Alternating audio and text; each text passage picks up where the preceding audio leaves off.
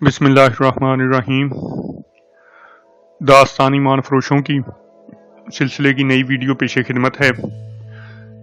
तमाम सामीन से गुजारिश है कि वीडियो को लाइक करें, चैनल को सब्सक्राइब करें और बेल आइकन को भी प्रेस कर दें ताकि हर नई आने वाली वीडियो आपको वक्त पर मिलती रहे। अरसलान के घर से निकलकर अल-अदरीस अली बिन सुफियान के घर चला गया और उसे अरसलान की बातें सुनाई। अली बिन सुफियान ने उसे बताया कि अरसलान उसकी मुश्तबा फहरिस्त में है, लेकिन उसके खिलाफ कोई सबूत नहीं मिल रहा, ताहम वो जासूसों की नजर में है। अल-अदरीस बहुत परेशान था और हैरान भी कि अरसलान इतनी दिलेरी से गद्दारी का मुर्तकिब हो रहा है। अली बिन सुफियान ने उसे बताया कि वो अकेला नहीं, गद्दारी मुनज़्ज़म तरीके से हो रही है, इसके जरासीम फौज में भी फैला दिए गए हैं। इस वक्त सबसे बड़ा मसला सूडान के महाज के लिए रसद का था। अल-अदरीस ने उसे बताया कि उसने अरसलान को इस जिम्मेदारी से सुब्कदोश कर दिया है और रसद का इंतजाम अब खुद करना है।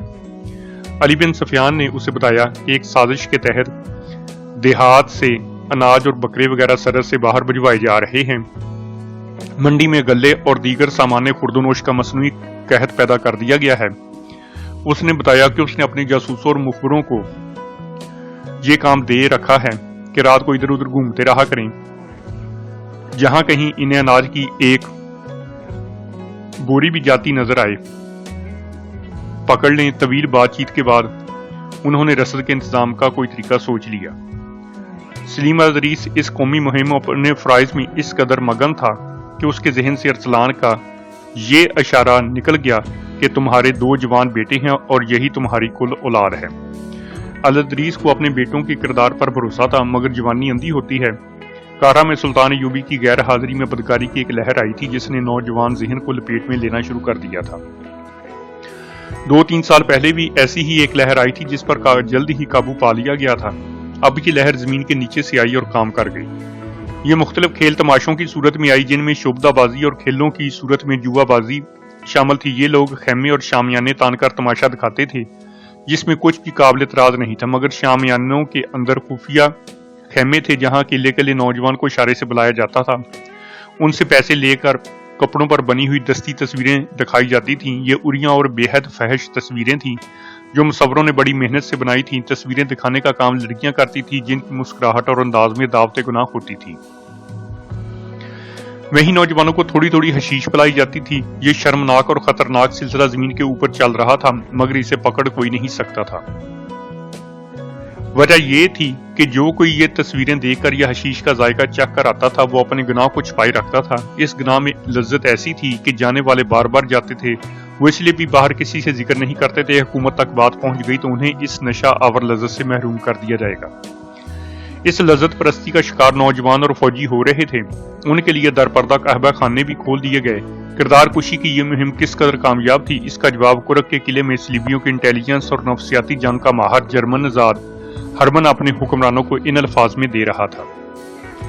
स्पेन के मुसव्वरों ने ये जो तस्वीरें बनाई हैं, ये लोहे के बने हुए मर्दों को भी मिट्टी के बुत बना देती हैं। उसने एक मर्द और एक औरत की एक फहश तस्वीर हाजरीन को दिखाई। ये बड़े साइज की तस्वीर थी जो पुरुष से दिलकश रंगों में बनाई गई थी। सलीबी हुक्मरानों ने तस्वीर देखकर एक दूसरे के साथ नंगे मजाक शुरू कर दिए। हरमन ने कहा, मैंने ऐसी बेशुमार तस्वीरें बनवाकर मिस्र के बड़े बड़े शहरों में इनकी खुफिया नुमाइश का इंतजाम कर दिया है, वहां से हमारी कामयाबी की इत्तलाएं आ रही हैं। मैंने काहरा की नौजवान नस्ल में हैवानी जज्बा भड़का दिया है। ये ऐसा ताकतवर जज्बा है जो मुश्तल हो जाए तो तमाम इंसानी जज्बों को, जिनमें कौमी जज्बा खास तौर पर शामिल है, तबाह कर देता है। इन तस्वीरों ने मिस्र में मुकीम मुसलमान फौज को ज़हनी और अखलाकी लिहाज से बेकार करना शुरू कर दिया है। इन तस्वीरों की लज्जत नशा भी मांगती है, इसका इंतजाम भी कर दिया है। मेरे तकरीबकारों और जासूसों के गिरोह ने सहराई लड़कियों की पूरी फौज काहरा और दूसरे कस्बों में दाखिल कर दी है। ये लड़कियां दीमक की तरह सलाहुद्दीन अय्यूबी की कौम और फौज को खा रही हैं। वो वजूहात कुछ और थी जब मेरी मुहिम काहरा में पकड़ी गई थी। अब मैंने कुछ और तरीके आजमाए हैं जो कामयाब हो रहे हैं। अब वहां के मुसलमान खुद मेरी मुहिम की हिफाजत करेंगे और इसे तकवीयत देंगे। वो इस ज़हनी अय्याशी के आदी हो गए हैं। थोड़े ही अरसे बाद उनके जहनों में उनकी अपनी ही कौम और अपने ही मुल्क के खिलाफ जहर भरना शुरू कर दूंगा। सलाहुद्दीन अय्यूबी बहुत होशियार आदमी है, हाजरीन से किसी ने कहा। वो जो ही मिस्र पहुंचा तुम्हारी इस मुहिम को जड़ से उखाड़ देगा। अगर वो मिस्र पहुंचा तो? हरमन ने कहा, इस सवाल का जवाब आप ही दे सकते हैं कि आप उसका मुहासरा कामयाब होने देंगे या नहीं।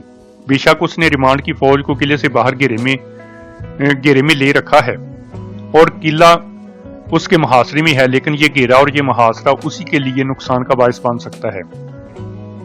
آپ یہاں فیصلہ کن جنگ نہ لڑیں، ایوبی کو محاصرہ کیے رکھنے دیں تاکہ وہ یہیں پابند رہے اور مصر نہ جا سکے۔ سوڈان میں ہمارے کمانڈروں نے تقی الدین کی فوج کو نہایت کامیابی سے بکھیر دیا ہے، وہ اب نہ لڑ سکتا ہے نہ وہاں سے نکل سکتا ہے۔ مصر کی منڈیوں کا اور ان کی کھیتیوں کا غلہ میں نے غائب کرا دیا ہے، آپ کی دی ہوئی دولت آپ کو پورا صلہ دے رہی ہے۔ یوبی کا ایک وفادار حاکم ارسلان دراصل آپ کا وفادار ہے، وہ ہمارے ساتھ پورا تعاون کر رہا ہے، اس کے کچھ اور ساتھی بھی ہمارے ساتھ ہیں۔ ارسلان کو کتنا معاوضہ دیا جا رہا ہے؟ فلپ آگسٹس نے پوچھا۔ جتنا ایک مسلمان حاکم کا دماغ خراب کرنے کے لیے کافی ہوتا ہے، ہرمن نے جواب دیا۔ عورت اور شراب، دولت اور حکومت کا نشہ کسی بھی مسلمان کا ایمان خرید سکتا ہے، وہ میں نے خرید لیا ہے۔ میں آپ کو یہ بتا رہا تھا کہ اب صلاح الدین ایوبی مصر جائے گا تو اسے وہاں کی دنیا بدلی ہوئی نظر آئے گی۔ وہ جس نوجوان کی بات فخر سے کیا کرتا ہے وہ مسلمان ہوتے ہوئے اسلام کے لیے بیکار ہوگی۔ اس کی سوچیں اور اس کا کردار ہمارے ہاتھ میں ہے۔ یہ نسل جنسی جذبے کی ماری ہوئی ہوگی۔ یہی حال اس فوج کا ہوگا جسے وہ مصر میں چھوڑا ہے۔ اس فوج میں میرے تخریب کاروں نے اتنی زیادہ بے اطمینانی پھیلا دی ہے کہ وہ بغاوت سے بھی گریز نہیں کرے گی۔ میں آج یہ دعویٰ وثوق سے کر سکتا ہوں کہ آپ سے پہلے میں اپنا محاذ ختم کر چکا ہوں گا۔ دشمن کے کردار اور اخلاق کو تباہ کر دینے سے فوجوں کے حملوں کی ضرورت باقی نہیں رہتی۔ ہرمن کی اس حوصلہ افزا رپورٹ پر صلیبی حکمران بہت خوش ہوئے۔ فلپ آگسٹس نے وہی عزم دہرایا جس کا اظہار وہ کئی بار کر چکا تھا۔ اس نے کہا، ہماری لڑائی صلاح الدین سے نہیں، اسلام سے ہے۔ ایوبی بھی مر جائے گا، ہم بھی مر جائیں گے، لیکن ہمارا جذبہ اور عزم زندہ رہنا چاہیے تاکہ اسلام بھی مر جائے اور دنیا پر صلیب کی حکمرانی ہو۔ اس کے لیے یہ ضروری تھا کہ ایسا محاذ کھولا جائے جہاں سے مسلمانوں کے نظریات اور کردار پر حملہ کیا جائے۔ میں ہرمن کو خراج تحسین پیش کرتا ہوں کہ اس نے محاذ نہ صرف کھول دیا ہے بلکہ حملہ کر کے ایک حد تک کامیابی بھی حاصل کر لی ہے۔ سلیم الادریس کے بھی دو بیٹے جوان تھے، ایک کی عمر 17 سال، دوسرے کی 21 سال تھی۔ کہا نہیں جا سکتا کہ وہ بھی لذت پرستی کے اس طوفان کی لپیٹ میں آ گئے تھے یا نہیں جو صلیبی تخریب کار قاہرہ میں لائے تھے۔ البتہ یہ ثبوت بعد میں ملا کہ بڑے بیٹے کے درپردہ تعلقات ایک جوان اور خوبصورت لڑکی کے ساتھ تھے۔ یہ لڑکی اپنے آپ کو مسلمان ظاہر کرتی تھی اور بے پردہ رہتی تھی، کسی بڑے خاندان کی لڑکی تھی، ان کی ملاقاتیں خفیہ ہوتی تھیں۔ جس روز ارسلان نے الادریس سے کہا تھا کہ تمہارے دو بیٹے جوان ہیں، اس سے اگلے روز اس لڑکی نے الادریس کے بڑے بیٹے سے کہا کہ ایک نوجوان اسے بہت پریشان کرتا ہے، وہ جدھر جاتی ہے اس کا پیچھا کرتا ہے اور اسے اغوا کی دھمکیاں بھی دیتا ہے۔ اس بڑے بیٹے نے لڑکی سے پوچھا کہ نوجوان کون ہے تو لڑکی نے نہ بتایا۔ بات گول کر گئی، کہنے لگی کہ اس نے زیادہ پریشان کیا تو اسے بتا دے گی۔ بات کے انکشافات سے پتہ چلا کہ اسے کوئی نوجوان پریشان نہیں کرتا تھا بلکہ وہ خود نوجوان کو پریشان اور خراب کرتی پھر رہی تھی۔ اس نے جیسی شام بڑے بیٹے سے یہ شکایت کی کہ اسے اگلے ہی روز اس نے الادریس کے چھوٹے بیٹے کو جس کی عمر 17 سال تھی اپنے جال میں پھانس لیا اور ایسی والہانہ اور بے تابانہ محبت کا اظہار زبانی اور عملی طور پر کیا کہ لڑکا اپنا آپ اس کے حوالے کر بیٹھا۔ دو درپردہ ملاقاتوں کے بعد اس نے اسے بھی بتایا کہ ایک نوجوان اسے بہت پریشان کرتا ہے اور اسے اغوا کی دھمکیاں دیتا ہے۔ لڑکے کا خون جوش میں آ گیا، اس نے پوچھا کہ وہ کون ہے تو لڑکی نے کہا کہ اگر اس نے زیادہ پریشان کیا تو بتاؤں گی۔ اسی شام وہ اس لڑکے کے بڑے بھائی سے ملی اور اس سے کہا کہ وہ نوجوان مجھے زیادہ پریشان کرنے لگا ہے، وہ تمہارے متعلق کہتا ہے کہ اسے میں ایسے طریقے سے قتل کروں گا کہ کسی کو پتہ ہی نہیں چل سکے گا۔ لڑکی نے کہا تم خنجر اپنے پاس رکھا کرو۔ دوسرے شام کی ملاقات میں اس نے چھوٹے بھائی کو اسی طرح مشتل کیا اور اسے کہا کہ وہ خنجر اپنے پاس رکھا کرے۔ چنانچہ دونوں بھائی اس حقیقت سے بے خبر کہ وہ ایک ہی لڑکی کے جال میں پھنسے ہوئے ہیں خنجر اپنے پاس رکھنے لگے۔ لڑکی دونوں سے لگ لگ ملتی رہی۔ صرف 5 دنوں میں لڑکی نے دونوں بھائیوں کو پہلے حیوان پھر درندہ بنا دیا۔ اس شام اس نے بڑے بھائی کو شہر سے ذرا باہر ایک اندھیری جگہ ملنے کو کہا۔ چھوٹے بھائی کو بھی اس نے وہی جگہ اور وہی وقت بتایا اور دونوں سے یہ بھی کہا کہ وہ نوجوان جو مجھے پریشان کیا کرتا ہے آج کہہ گیا ہے کہ شام کو جہاں بھی جاؤ گی مجھے وہاں پاؤ گی، میں تمہارے چاہنے والے کو تمہارے سامنے قتل کروں گا۔ لڑکی نے کہا میں نے اسے کہا ہے کہ اگر تم اتنے دلیر ہو تو شام کو اس جگہ آ جانا، اگر تم نے اسے قتل کر دیا تو میں تمہاری ہو جاؤں گی۔ یہ دونوں بھائی خون ریز مار کا لڑنے کے لیے تیار ہو گئے۔ شام کو بڑا بھائی خنجر لیے اس جگہ پہنچ گیا جو اسے لڑکی نے بتائی تھی۔ اس نے ایسی استادی کا مظاہرہ کیا کہ جگہ اندھیری کا انتخاب کیا اور یہ بھی خیال رکھا کہ دونوں بھائی اس کے پہنچنے سے پہلے ہی اکٹھے ہو کر ایک دوسرے کو پہچان نہ لے۔ وہ وہاں پہنچی تو بڑے بھائی کو وہاں موجود پایا. اسے بتایا کہ وہ نوجوان میرے پیچھے آ رہا ہے. بڑے بھائی نے خنجر نکال لیا. فوراً ہی بعد چھوٹا بھائی آ گیا. لڑکی نے بڑے بھائی سے کہا کہ وہ آ گیا ہے لیکن میں نہیں چاہتی کہ خون خرابہ ہو. میں اسے کہتی ہوں کہ وہ چلا جائے. یہ کہہ کر وہ چھوٹے بھائی کے پاس گئی اور اسے کہا کہ وہ پہلے سے موجود ہے اور اس کے ہاتھ میں خنجر ہے. چھوٹے بھائی کی عقل پر جوانی کا تازہ خون سوار تھا. اس نے خنجر نکالا اور اندھیرے میں اپنے بھائی کی طرف دوڑا. بڑے بھائی نے حملہ آور کو اتنی تیزی سے آتے دیکھا تو وہ بھی تیزی سے آگے بڑھا. بھائیوں نے ایک دوسرے پر رکاوٹ کے جوش میں بڑے گہرے وار کیے. وہ گر کر اٹھے اور ایک دوسرے کو لہو لہان کرتے رہے. لڑکی نے بڑکاتی رہی. علی بن سفیان کے شعبے کے آدمی رات کو گشت پر رہتے تھے. اتفاق سے ایک گھوڑ سوار گشت پر ادھر آ نکلا. لڑکی بھاگ اٹھی. گھوڑ سوار نے اسے دور نہ جانے دیا اور پکڑ کر واپس لے گیا. وہاں دونوں بھائی زمین پر پڑے آخری سانسیں لے رہے تھے. لڑکی نے ان سے لا تلقی کے اظہار کی بہت کوشش کی لیکن اس آدمی نے اسے نہ چھوڑا. لڑکی کے دیے ہوئے لالچ کو بھی اس نے قبول نہ کیا. اس نے پکار کر گشتی پہرہ داروں کو بلا لیا. اس وقت تک دونوں بھائی مر چکے تھے. لڑکی کو اسی وقت علی بن سفیان کے پاس لے گئے. لاشیں بھی لائی گئیں. روشنی میں دیکھا تو دونوں بھائی تھے. سلیم اور ادریس کو اطلاع دی گئی. تصور کیا جا سکتا ہے کہ اپنے جوان بیٹوں کی لاشیں دیکھ کر اس کا کیا حشر ہوا ہوگا. لڑکی نے الٹے سیدھے بیان دیے مگر وہ اس سوال کا جواب دینے سے گریز کر رہی تھی کہ وہ کس کی بیٹی ہے اور کہاں رہتی ہے. الادریس بہت بری ذہنی حالت میں تھا. اس نے غصے سے کانپتی ہوئی آواز میں کہا اسے شکنجے میں ڈالو. علی اس طرح یہ کچھ نہیں بتائے گی. بتانے کے لیے ہے ہی کیا. لڑکی نے بھی غصے میں کہا. بڑے بھائی کی لاش کی طرف اشارہ کر کے بولی اس نے مجھے بلایا تھا. میں چلی گئی. اوپر سے یہ چھوٹا بھائی آ گیا. دونوں نے خنجر نکال لیے اور لڑ پڑے. میں ڈر کے مارے بھاگ اٹھی اور ایک گھوڑ سوار نے مجھے پکڑ لیا. میں اپنے باپ کا نام اس لیے نہیں بتاتی کہ اس کی بھی رسوائی ہوگی. علی بن سفیان کا دماغ حاضر تھا. اسے یاد آ گیا کہ ارسلان اور الادریس کی آپس میں ترش کلامی ہوئی تھی. ارسلان اس کے مشتبہوں کی فہرست میں تھا اور یہ بھی جانتا تھا کہ اس کے گھر کے اندر کیا ہو رہا ہے. اس نے الادریس کو آنکھ سے اشارہ کر کے کہا یہ لڑکی کوئی بھی ہے. یہ قاتل نہیں. یہ دو جوانوں کو اکیلے قتل نہیں کر سکتی. اس نے سچ بات بتا دی ہے. میں اس کے خلاف کوئی کارروائی نہیں کر سکتا. اس نے لڑکی سے کہا جاؤ تم آزاد ہو. آئندہ کسی کے ساتھ اتنی دور نہ جانا ورنہ قتل ہو جاؤ گی.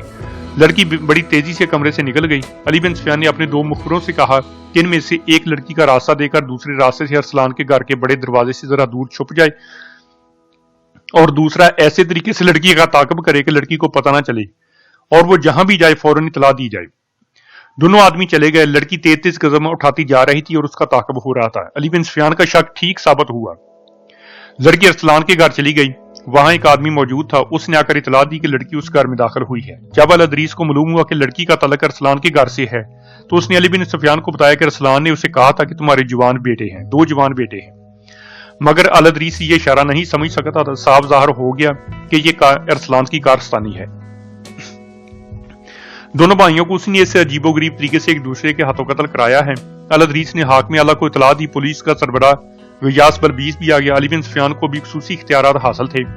اس نے فیصلہ کیا کہ ارسلان کے گھر چھاپا مار کر اسے گھر میں ہی نظر بند کر دیا جائے. اب میں سلیم الادریس کو بتاؤں گا کہ میں کتنی دلیری سے باتیں کرتا ہوں. ارسلان نے اس لڑکی کی کامیابی کی رویداد سن کر کہا میں اسے بتاؤں گا کہ میں کیا کر سکتا ہوں. اس نے لڑکی کو شراب پیش کی اور دونوں کامیابی کا جشن منانے لگے. ان کا جشن ابھی ختم نہیں ہوا تھا کہ بغیر اطلاع کے کوئی اندر آ گیا. یہ الادریس تھا. اس نے ارسلان اور لڑکی کو نشے اور ریانی کی حالت میں دیکھا اور لڑکی کو پہچان لیا. ارسلان نے نشے کی حالت میں کہا اپنے بیٹوں کو قتل کرا کے تم میرے ہاتھوں قتل ہونے آئے ہو.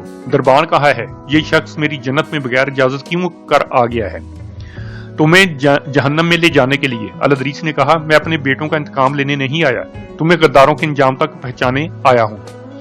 اتنے میں شہر کا وہ حاکم اعلیٰ اندر آیا جس کے پاس امیر مصر کے اختیارات تھے. اس کے ساتھ غیاث بلبیس اور علی بن سفیان تھے. لڑکی کو گرفتار کر لیا گیا. ارسلان کے تمام ملازموں اور گھر کے دیگر افراد کو باہر نکال کر اس کے محل جیسے مکان کے اندر اور باہر فوج کا پہرا کھڑا کر دیا گیا. اس کے گھر میں ایک تہہ خانہ برآمد ہوا جو بہت ہی وسیع اور گہرا تھا. وہاں سے تیر کمانوں اور برچیوں کے انبار نکلے. ایک ڈھیر خنجروں کا تھا. آتش گیر مادہ بھی تھا. ایک صندوق میں سے حشیش اور زہر برآمد ہوئے. ایک اور کمرے میں سے سونے کی اینٹیں اور اشرفیوں کی تھیلیاں برآمد ہوئیں. اس نے اپنی پرانی 2 بیویوں اور ان کے بچوں کو کہیں اور بھیج رکھا تھا. گھر میں 3 لڑکیاں تھیں. تینوں ایک سے ایک بڑھ کر خوبصورت تھیں اور تینوں غیر مسلم. رات ہی رات ملازموں کی چھان بین کر لی گئی. ان میں 3 سریبیوں کے جاسوس نکلے. کیا تم خود بتاؤ گے کہ تمہارے عزائم کیا ہیں؟ حاکم اعلیٰ نے ارسلان سے پوچھا. یہ مال و دولت اور اسلحہ کے یہ انبار تمہیں سزائے موت دلانے کے لیے کافی ہیں. پھر سزائے موت دے دو۔ اس نے نشے کی حالت میں کہا، اگر مجھے جان ہی دینی ہے تو خاموشی سے کیوں نہ مر جاؤں؟ خدا کی نگاہ میں یہ بہت بڑی نیکی ہوگی کہ تم ہمیں اور اس کے نام لیواؤں کو خطروں سے آگاہ کر دو۔ حاکم اعلیٰ نے کہا، مجھے امید ہے کہ اسی نیکی کے بدلے خدا تمہارے اتنے زیادہ گناہ بخش دے گا۔ تم لوگ تو مجھے نہیں بخشو گے، ارسلان نے کہا، سلطان ایوبی اس سے بھی بڑے گناہ بخش دیا کرتا ہے۔ علی بن سفیان نے کہا، آپ کے بچنے کی صورت پیدا ہو سکتی ہے، آپ بتا دیں کہ یہاں کس قسم کی تقریب کاری ہو رہی ہے، کچھ اور لوگ گرفتار کرا دیں۔ وہ کمرے میں ٹہل رہا تھا، باقی لوگ ادھر ادھر بیٹھے تھے۔ الادریس نے اپنی خنجر نما تلوار کمر سے باندھ رکھی تھی۔ ارسلان خاموشی سے ٹہلتے ٹہلتے اس کے قریب گیا اور بڑی ہی تیزی سے اس کے میان میں سے تلوار نکال کر اپنے سینے اور پیٹ کے درمیان رکھی۔ پیشتر اس کے ہاتھ سے تلوار چھینی جاتی، اس نے دستے پر دونوں ہاتھ رکھ کر پوری طاقت سے تلوار اپنے پیٹ میں گھونپ لی اور اپنے بستر پر گرا۔ دوسرے آدمی تلوار اس کے پیٹ سے نکالنے لگے تو اس نے کہا، رہنے دو، میری دو تین باتیں سن لو، مر جاؤں گا تو تلوار نکال لینا۔ میں نے اپنے آپ کو سزا دے دی ہے۔ میں زندہ صلاح الدین ایوبی کے سامنے نہیں جانا چاہتا تھا کیونکہ وہ مجھے اپنا وفادار دوست سمجھتا تھا۔ میں تمہارے کسی سوال کا جواب نہیں دوں گا، تلوار اپنا کام کر چکی ہے۔ کوشش کرو، مصر سخت خطرے میں ہے۔ مصر میں جو فوج ہے وہ بغاوت کے لیے تیار ہے۔ فوجوں کی رسد کو میں نے ناپید کیا ہے، سپاہیوں کو کھانے کے لیے کچھ نہیں ملتا۔ صلیبی تخریب کاروں نے فوج میں یہ بات پھیلا دی ہے کہ محاذوں پر بکرے، اناج اور شراب جا رہی ہے اور وہاں کے سپاہیوں کو مال غنیمت سے مالا مال کر کے یشی کرائی جا رہی ہے۔ میرے گروہ میں اچھے عہدوں کے لوگ ہیں، میں کسی کا نام نہیں بتاؤں گا۔ فاطمی اور فدائی تباہ کاری کی پوری تیاری کر چکے ہیں، تم بغاوت کو روک نہیں سکو گے۔ نئی فوج لاؤ، حالات تمہارے قابو سے۔ اور وہ فکرہ مکمل کیے بغیر مر گیا۔ اس کے گھر سے جو 3 لڑکیاں برآمد ہوئی تھی وہ بھی اس کے فکرے کو مکمل نہ کر سکی۔ انہوں نے اپنے متعلق بتایا کہ انہیں اخلاقی تخریب کاری اور مردوں کو پھانس کر استعمال کرنے کے لیے بھیجا گیا تھا۔ ارسلان کے گھر راتوں کو محفلیں جمع کرتی تھیں جس میں فوج انتظامیہ کے افسر آیا کرتے تھے۔ ان کی خفیہ ملاقاتیں اور اجلاس ان لڑکیوں کے بغیر ہوتے تھے۔ لڑکیوں نے یہ تصدیق کر دی کہ اس مصر میں بغاوت کے لیے زمین ہموار کر دی گئی ہے۔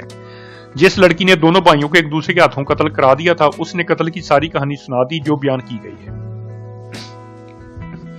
اس نے بتایا کہ وہ الادریس کے بڑے بیٹے کو پہلے ہی اپنے جال میں محبت کا جھانسا دے کر لے چکی تھی۔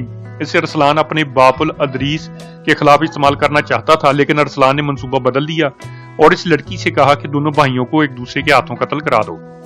ایک ہی رات میں تقریباً 250 اونٹ مرکزی دفتر کے سامنے لائے گئے۔ ان پر غلہ اور خوردنوش کا دیگر سامان لدا ہوا تھا۔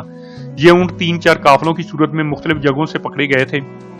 اناج وغیرہ کو سرحد سے باہر جانے سے روکنے کے لیے گشتی پارٹیوں کا انتظام کیا گیا تھا۔ یہ ان کی پہلی کامیابی تھی۔ ان قافلوں کے ساتھ جو آدمی تھے انہوں نے شہر کے چند ایک بیپاریوں کے نام بتائے۔ ان بیپاریوں نے تمام غلہ اور دیگر سامان زیر زمین کر لیا تھا۔ آدھی رات کے بعد وہ یہ سامان باہر کے اجنبی تاجروں کے ہاتھ بیچ دیتے تھے۔ ان آدمیوں نے دیہاتی علاقوں میں بھی چند ایک جگہوں کی نشاندہی کی جہاں اجنبی تاجر موجود رہتے اور تمام تر رسد اکٹھی کر کے لے جاتے تھے۔ شتربانوں میں سے بعض نے سرحد کی ایک جگہ بتائی جہاں سے یہ قافلے سوڈان جایا کرتے تھے۔ وہاں ایک سرحدی دستہ موجود تھا۔ انکشاف ہوا کہ اس دستے کا کمانڈر دشمن سے باقاعدہ معاوضہ یہ رشوت لیتا اور قافلے گزار دیتا تھا۔ یہ انکشاف بھی ہوا کہ یہ اہتمام ارسلان کے زیر کمان ہو رہا تھا۔ آج کی یہ ویڈیو یہیں پر ختم ہوتی ہے۔ انشاءاللہ جلد ہی دوبارہ نئی ویڈیو کے ساتھ حاضر ہوں گے۔ اللہ حافظ۔